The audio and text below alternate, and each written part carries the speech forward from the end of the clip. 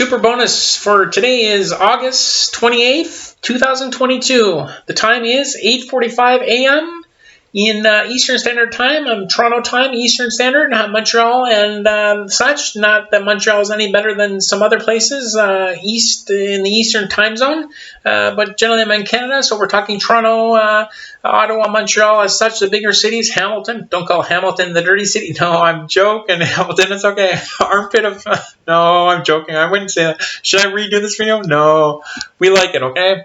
Armpit is sweat. No, Steel City, this kind of stuff. It's kind of like what, Pittsburgh to the States? It's okay. We're okay. I don't joke around. I do like Hamilton. Hamilton's cool. They even beat us in hockey when I was growing up playing hockey, okay? So what's the bonus? The super bad bonus is hydrogen.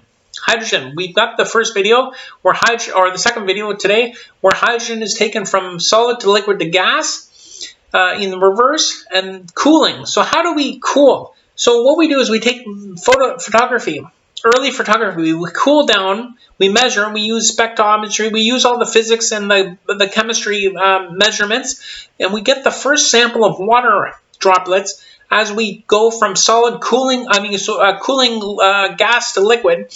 And the very first measurement we can extrapolate. And we can extrapolate using math and the calculus and the numbers, not necessarily calculus, but the numbers based on sciences. And then we can look at periodic table and we can see the boiling point, melting point, and heating point, which would be boiling point, and then melting point. And we can see them and see if there's a pattern. We can see across the elements and see if there's pattern within the nature of the periodic table. Now, why would we want to use hydrogen? See, on the far right of the periodic table, we have what? Very unstable. Gases are very unstable. Whereas the far left, hydrogen on the far left, even far left top, the one car that blew up because of a hydrogen mishap, I mean, it could have been anything. A chamber could have exploded, any nature, right? But hydrogen is very stable. But what do we know? And this is where my mind went to realize this. See, hydrogen is a gas per se, right? Generally, when you see hydrogen as gas, we may not even know what it looks like as a liquid as such. We don't know necessarily what it looks like as a solid. So I'm thinking to myself, solid is more dense than liquid. We haven't seen it as liquid. How do we get it? So we start cooling it. Cooling it meaning going from solid to liquid, and we see the very first signs. Now you can take it up into space and do some experiments on gas and gas, but you can't do that as such because gas you can't really measure it as well. You think gas is colder. What is 0 Kelvin? 0 Kelvin is still an imaginary number. 0 is an imaginary number. 0 is an imaginary number, right? It's definitely hypothetical.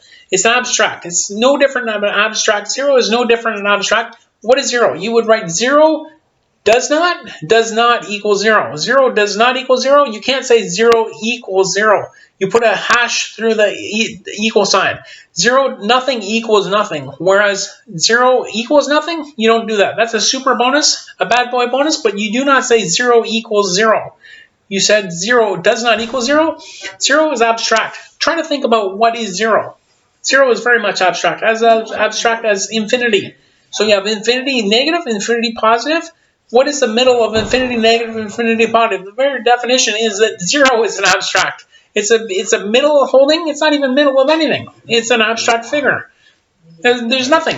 A symbol of such. You give it a symbol, and each symbol is still a symbol. So by definition, 0 is still abstract.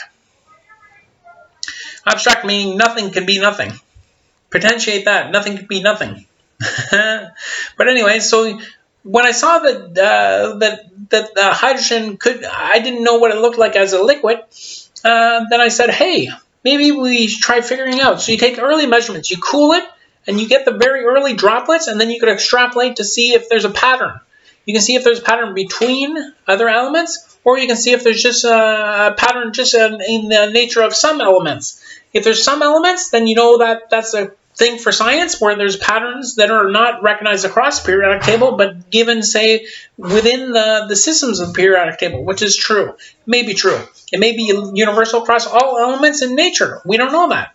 But at least here we can start seeing patterns as such. But anyways, you try taking hydrogen to liquid, and once you extrapolate and you see what it does to take it to liquid, at least a base, just some liquid vapor, then or liquid formation, not vapor. Vapor would be gas. Then what you do is you can extrapolate, and then once you know that, you may even be able to understand how cold you have to do to take it to a solid. Once you have that measurement, then you know what a nuclear reactor can do, and then you can take a cooling gas to form into solids. Then once you have the hydrogen solids, then the reverse is you can take these cooling chambers and you can heat them, and then you can potentiate dense to liquid to gas.